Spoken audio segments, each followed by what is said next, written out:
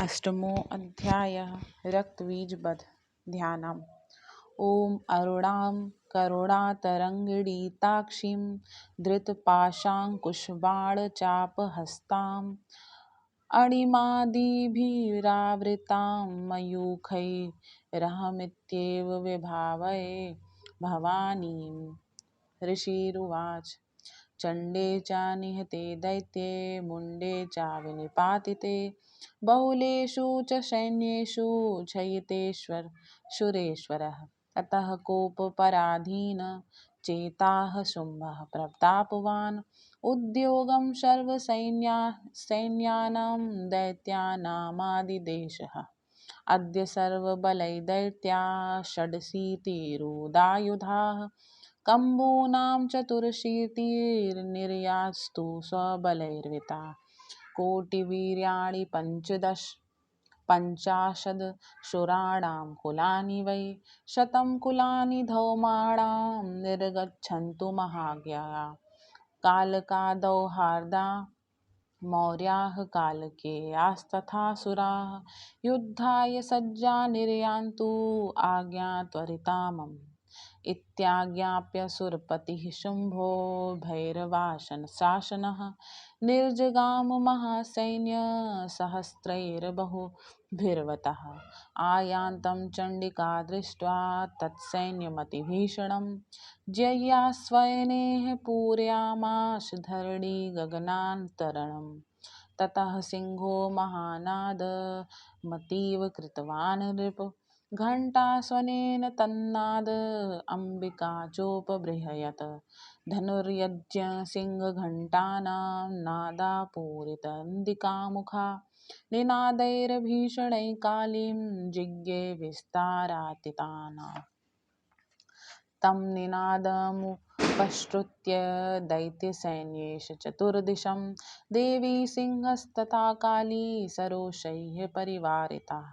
एतस्मिन्नन्तरे भूप विनाशाय सुरद्विषां भवायामरसिंहानाम् अतिवीर्यबलान्विताः ब्रह्मेश गुह्यविष्णूनां तथेन्द्रस्य च शक्तयः शरीरेभ्य विनिष्क्रम्य तद्रूपैश्च चण्डिकां ययुः।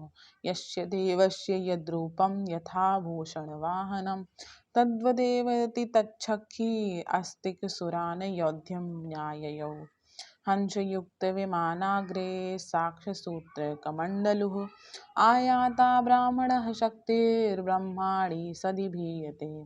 माहेश्वरी वृषारूढा त्रिशूलवरधारिणी महाहिवलया प्राप्ता चन्द्ररेखाविभूषणा कौमारी शक्तिहस्ता च मयूरवरवाहना योद्धुमभ्याभ्ययौ दैत्यान् अम्बिका गुरुरूपिणी।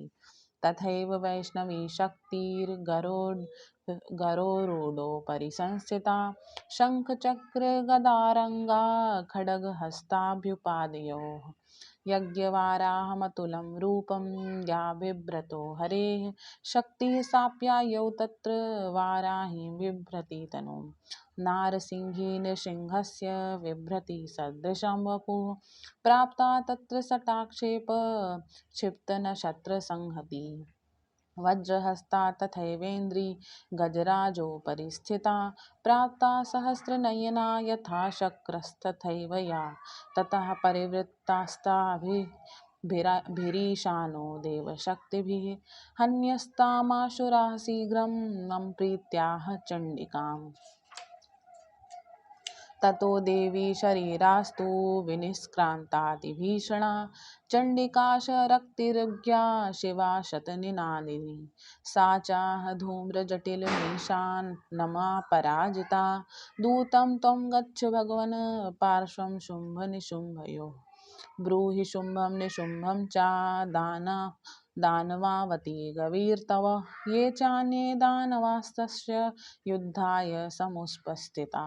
त्रैलोक्यमिन्द्रो लभतां देवाः सन्तु हविर्भुजः यूयं प्रयात पातालं यदि जीवितुमिच्छत बलावदेपादथ चेध्वन्तो युद्धकाङ्क्षिणः तदा गच्छत्रिपिष्यन्तु मच्छिवाः पिशिचेन वः यतो नियुक्तौ दौत्येन तया देव्या शिवः स्वयं शिवदूदोति लोके अस्मिस्तस्तः साख्यातिमागता ते अपि श्रुत्वा वचो देव्याः शर्वाख्यातं महाशुरा अमर्षा पूरिता जगमुत्र कात्यायनी स्थिता ततः प्रथममेवाग्रे शरशक्त्यस्त्रिष्टिविष्टिभिः ववर्षोद्धता तमार्षास्ताः देवी ममरार्यरः सा च तान् प्राहितान् बाणाक्षूलं शक्तिपरश्वधान् चिच्छेदलीलया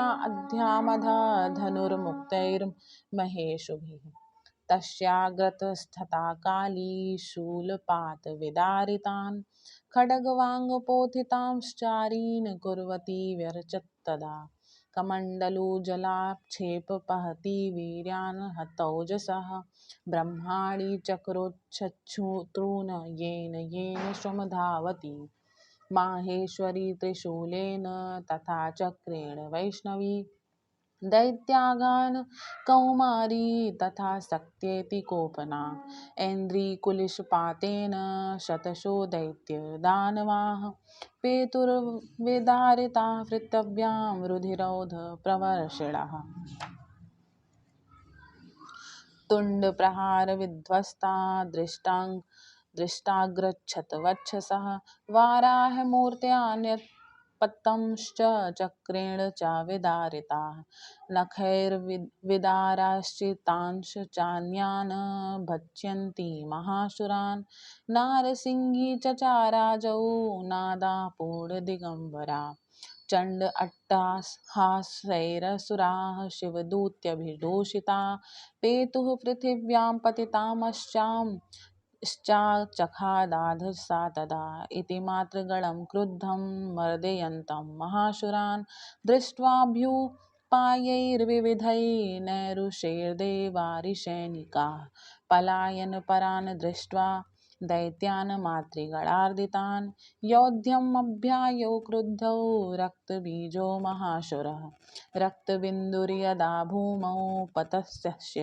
शरीरतः समुत्पत्तिमेदिन्यां तत्प्रमाणस्तादाशुरः युयुधे सा गदापाणिरिक्ता शक्त्या महासुरः तत्सचैन्द्रियस्ववज्रेण रक्तबीजं ताडयात् कुलिशिने नाहत्यस्याशु बहुसूत्रमाणशोणितं समुत्स्थस्य यो योद्धास्तद्रूपास्तपराक्रमाः यावन्तः पतिताशस्य शरीरादक्रविन्दवः तावन्तः पुरुषा जाता अस्तद्वीर्यबलविक्रमाः ते चापि युयुधस्त्रस्य पुरुषा रक्तसम्भवाः समं मातृभिरत्युग्रशस्त्रपताब्धिभीषणं पुनश्च वज्रपातेन छतमस्य शिरो यदा ववाह रक्तं पुरसाष्टो जाताः सहस्रशः वैष्णवी समरे चैनं चक्रेणाभिजघानः गदया ताडयामास ऐन्द्री तं सुरेश्वरम् वैष्णवी चक्रभिन्नस्य रुधिरस्त्रामशम्भवेः सहस्रो जगद्व्याप्तं तत्प्रमाणैर्महासुरैः शक्त्या जघान कौमारी वाराही च तथाशिना माहेश्वरी त्रिशूलेन रक्तबीजं महासुरं स चापि गदया दैत्यः सर्वा एवाहनत् पृथक् मातृकोपसमाविष्टो रक्तबीजो महासुरः तस्या हतस्य बहुधा शक्तिशूलादिभिर्भुवः पपात यो वै रक्तौघस्तेनाच्छङ्गशोषुराः तैश्चासुराश्रिक्तसम्भूतैरसुरैः सकलं जगत् व्याप्तामीसीत्ततो देवा भयजा जग्मुक्तरुममं तान् विषणान् सुरान् दृष्ट्वा चण्डिका प्राह सत्वरा उवाच कालीं चामुण्डे विस्तीर्णं वदनं कुरु मच्छस्त्रपातशम्भूतान् रक्तबिन्दून् महासुरान् रक्तबिन्दोः प्रतीक्ष्ण त्वं वक्रतुण्डाणेन वेगिना भक्षयन्ती चररणे तदुत्पन्नान् महासुरान् एवमेष क्षयं दैत्यः क्षीणरक्तो गमिष्यति भक्ष्यमाणास्त्वयस्ता चोग्राना चोत्पस्सन्ति चापरे इत्युक्ता तां ततो देवी शूलेनाभिजघान तं मुखेन काली जगृहे रक्तबीजस्य शोणितं ततोऽससावाघानाथ गदया तत्र चण्डिकां न चस्या वेदनां चक्रे गदापातोऽप्तिलाथिकामपि तस्या हतस्य देहात्तुं बहुशुस्राव शोणिताम् यतस्तस्य दुद्वक्त्रेण चामुण्डा सम्प्रीतिच्छति मुखे समुद्गता येष्यां रक्तपातान् महासुराः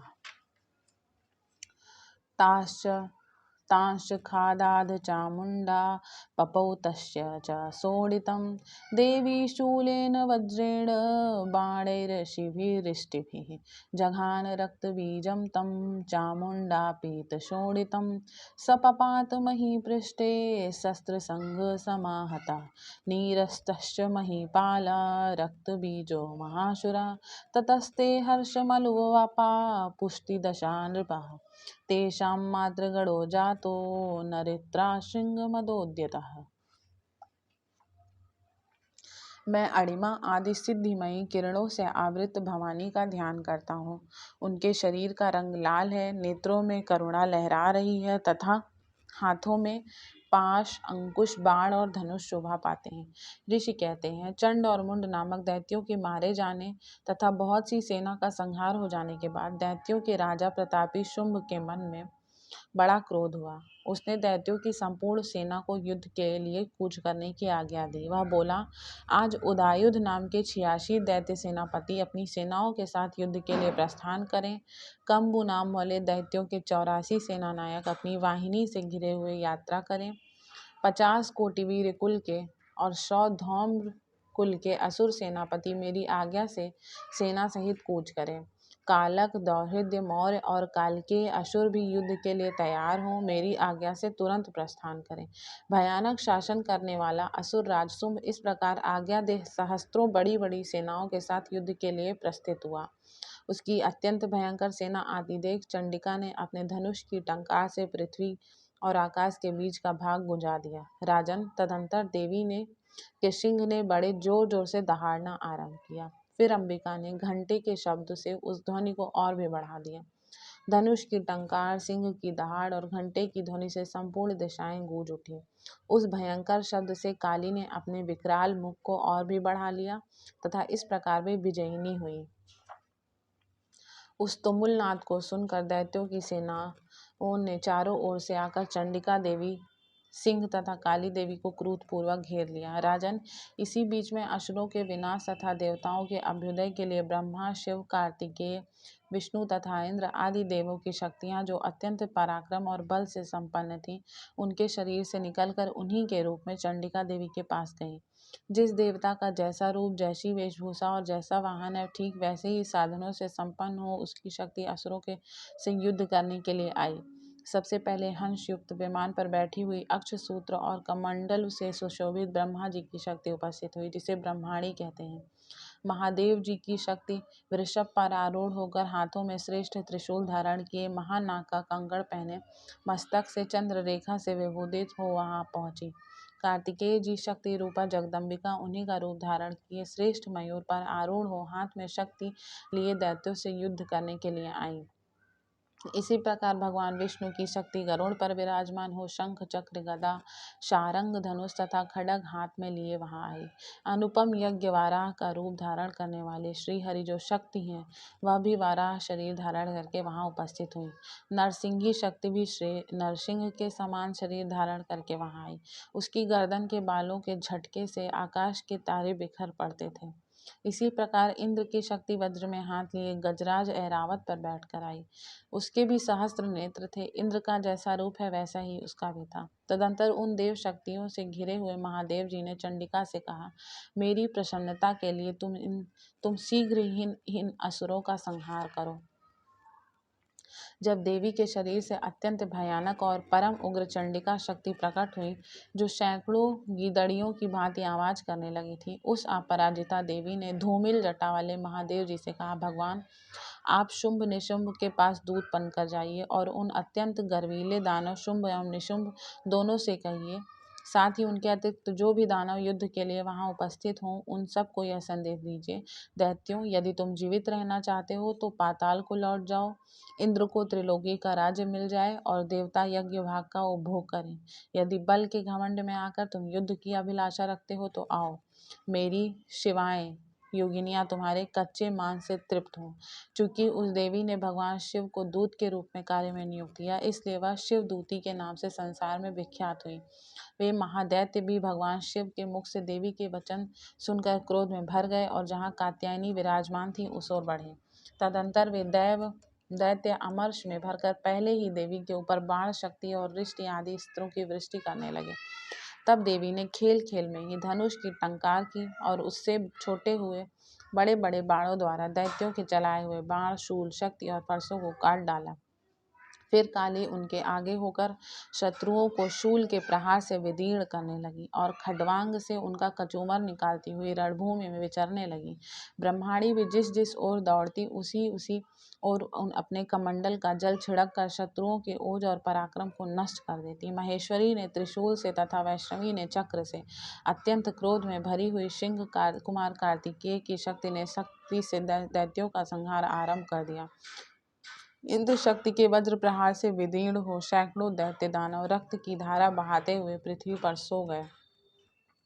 वाराही शक्ति ने कितनों को अपनी थूथुन की मार से नष्ट किया, दाढ़ों के अग्रभाग से कितनों की छाती छेद डाली तथा कितने ही दैत्य उनके चक्र की चोट से विदीर्ण होकर गिर पड़े।